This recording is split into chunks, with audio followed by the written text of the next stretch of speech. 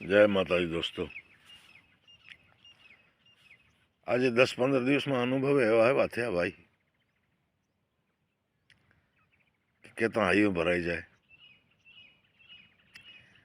હું તો દરેકને કહું છું ભાઈ કે ભાઈથી ક્યારે વેર ન બાંધજો, કારણ કે મુસીબતનો સમય આવે ને ત્યારે ભાઈ કામ આવે છે.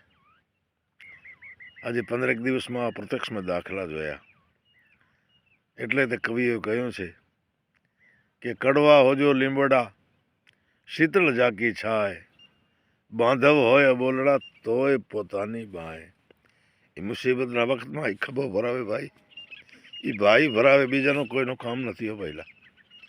એટલે ભાઈથી કોઈ દી બગાડજો નહીં, સમજ્યા? ભાઈ છે ને ભલે બોલતો નહીં હોય, દેણ ન હોય તો દર્જન હોય ભાઈ.